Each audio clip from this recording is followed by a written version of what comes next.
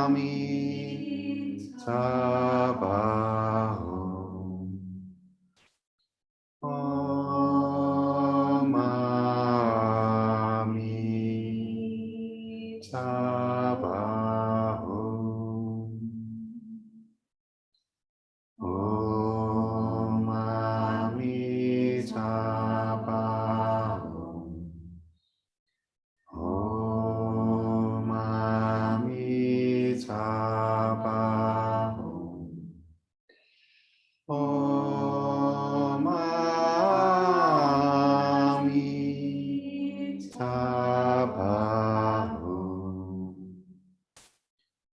Om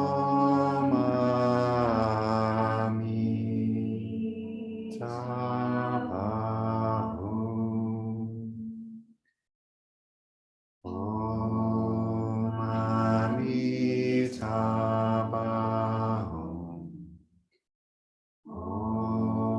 Om Amitabhahu.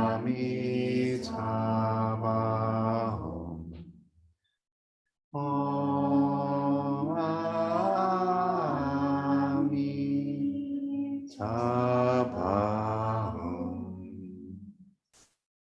Om Amitabhahu.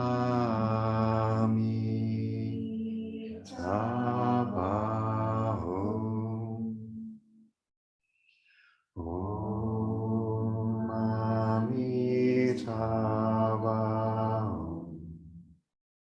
Om Amitabhahu. Om Amitabhahu.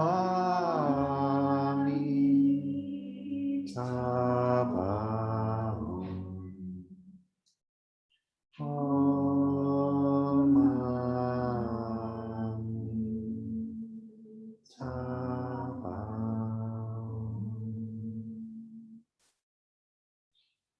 So we'll have a few more minutes of silence together. And in this 4 or 5 minutes, don't try to meditate, don't try to notice this or get your mind to do that. Just sitting quietly together.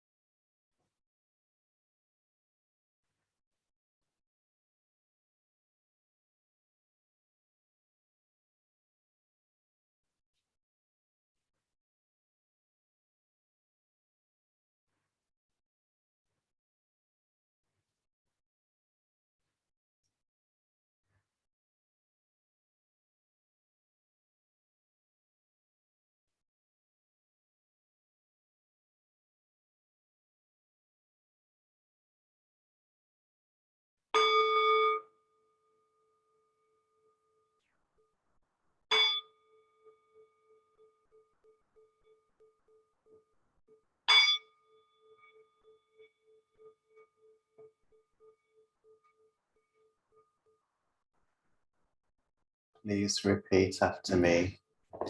For refuge, I go to the Buddha. For refuge, I go to the Buddha. Namo Buddhaya. Namo Buddhaya. For refuge, I go to the Dharma.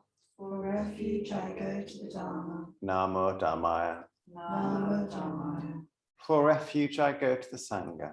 For refuge, I go to the Sangha. Namo Sanghaya. Namo Sanghaya. With faith in the three jewels, With faith in the three jewels, I pray that I may not take life. I pray that I may not take life. With faith in the three jewels, With faith in the three jewels, I pray that I may not steal. I pray that I may not steal.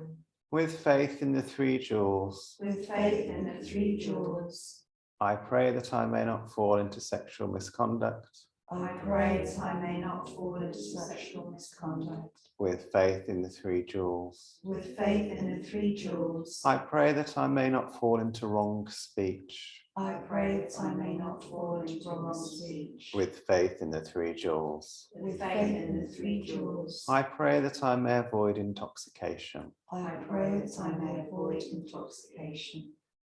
No blame. No blame. Be kind. Be kind. Love everything. Love everything. Innumerable are sentient beings. We vow to save them all. Immeasurable are the Dharma teachings. We vow to transform. We vow to master them all, exactly. Rewind on that. Inexhaustible are deluded passions. We vow to transform them all. Immeasurable are the Dharma teachings. We vow to master them all. Infinite is the Buddha's way. We vow to fulfill it completely.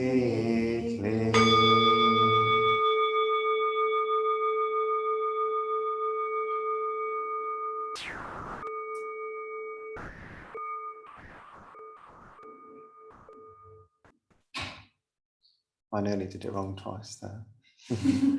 How many years have I say this? Well, I mean, 15. No, Fee did it. No, no. That's fine. Okay. I did it wrong. Well, I'll take full responsibility.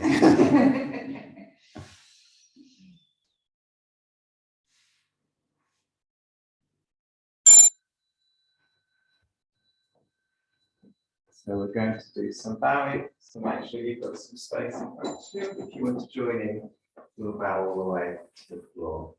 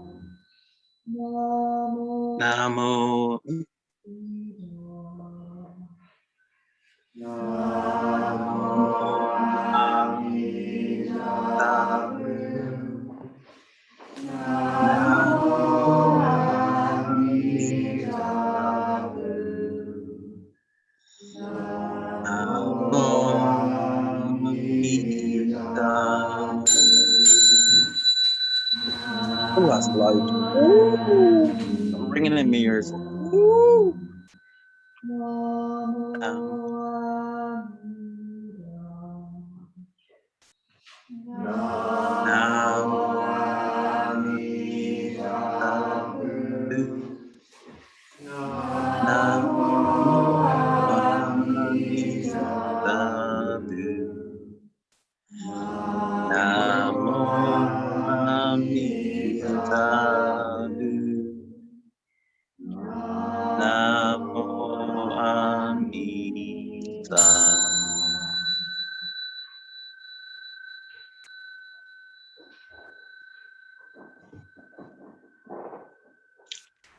Offer this incense to Buddhas and Bodhisattvas throughout space and time. May it be as fragrant as earth herself, reflecting our careful efforts, our wholehearted awareness, and the fruits of understanding slowly ripening. May we and all beings be companions of Buddhas and Bodhisattvas. May we awaken from forgetfulness and realize our true home.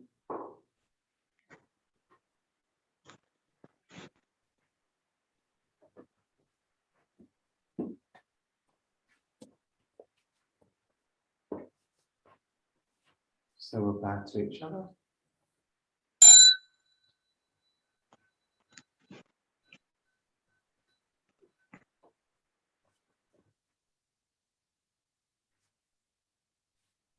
Go back to the main shrine.